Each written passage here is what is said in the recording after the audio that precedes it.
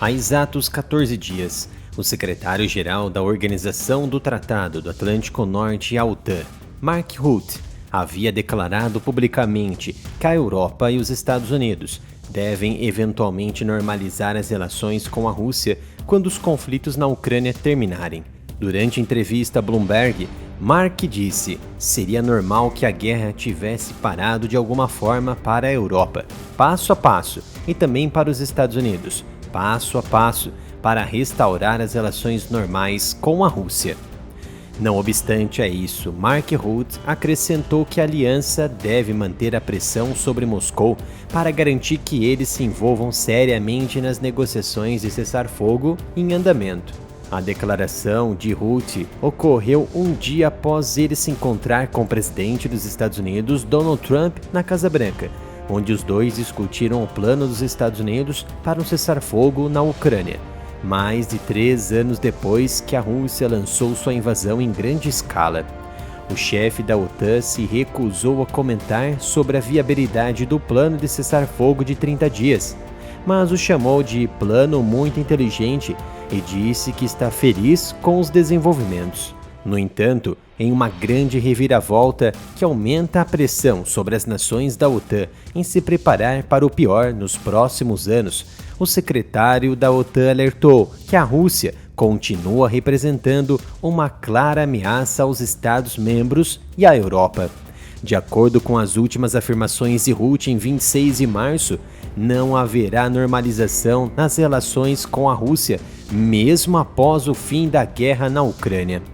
A declaração surpreendeu até mesmo os mais ferrenhos apoiadores da Ucrânia e de uma Europa mais armada, e impulsionou maior animosidade entre a liderança otaniana e as preferências do governo de Donald Trump.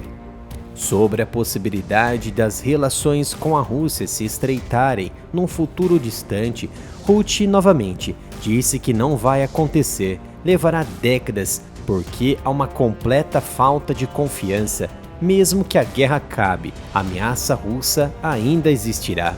Essa é a primeira vez que a OTAN se posiciona fortemente sobre as relações com a Rússia, que nunca foram as melhores, diga-se de passagem. Falando sobre as negociações de paz, Rutte observou que estava feliz que o presidente dos Estados Unidos, Donald Trump, tivesse tirado a Ucrânia e a Rússia do impasse. Mark Rutte lembrou que os Estados Unidos ainda são a esperança para o fim da guerra, mas deve haver garantias para que nunca haja guerra no leste europeu.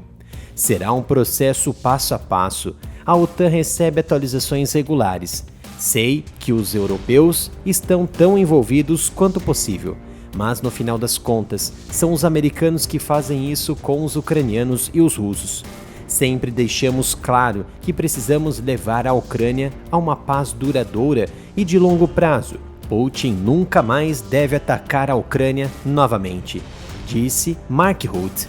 O secretário da OTAN ainda prestou atenção especial à iniciativa de Paris e Londres de fornecer garantias de segurança para a Ucrânia. Segundo ele, o presidente francês Emmanuel Macron e o primeiro-ministro britânico Keir Starmer estão trabalhando diligentemente para unir os países europeus a fim de ajudar a preservar a paz na Ucrânia.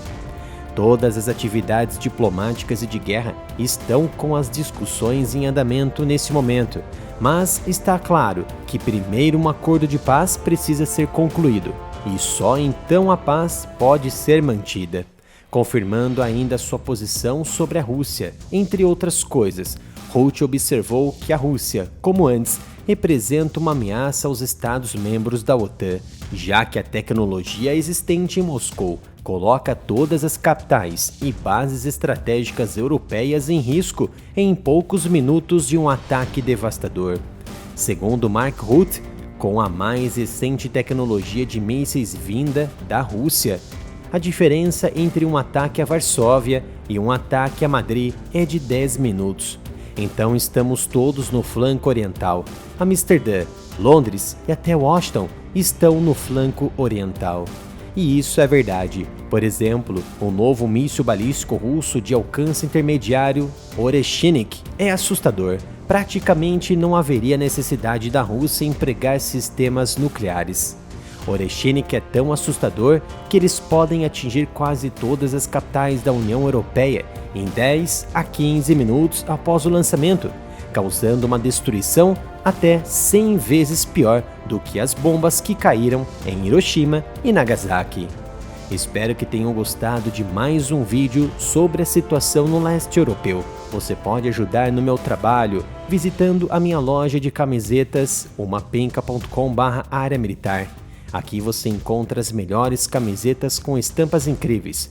Ou também você pode contribuir com qualquer valor para o meu Pix, canal areamilitaroff@gmail.com.